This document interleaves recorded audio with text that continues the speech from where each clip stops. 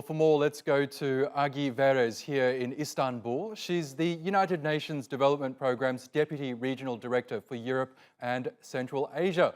Welcome to the programme, Agi. Now, your work covers an area that includes countries in Central Asia, such as Kazakhstan and Uzbekistan, Azerbaijan and Ukraine, Balkan nations such as Albania and Bosnia-Herzegovina, as well as Turkey. So it's quite a significant remit. But can you tell us how small and medium-sized businesses across this vast region has been affected by this pandemic?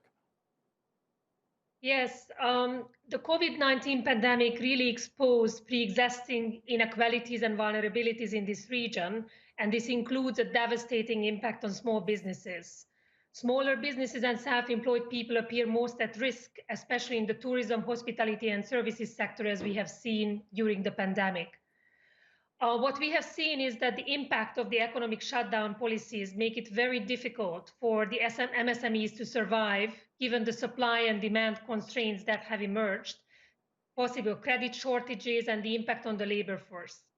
So just to give you an example, the impact on SMEs in Central Asia showed that 97% of MSMEs highlighted that they had been negatively impacted by this crisis and the quarantine measures, and that nearly half of them had to send staff into unpaid leave.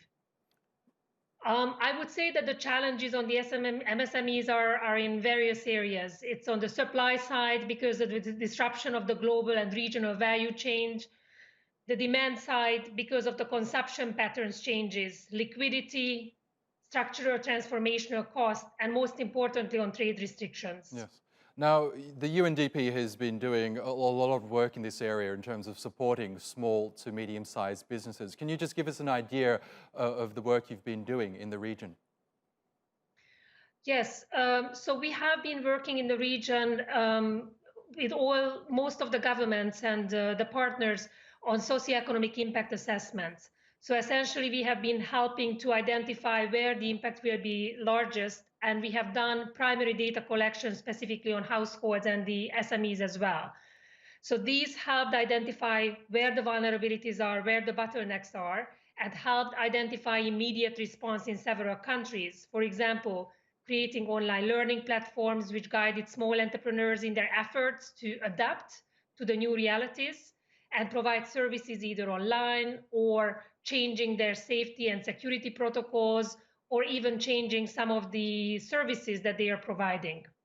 Just to give you a couple of examples, in Serbia and Bosnia-Herzegovina, local producers were supported by our efforts to establish new product lines for the products that they were covering before, which in high demand, short supply, such as personal protection equipment.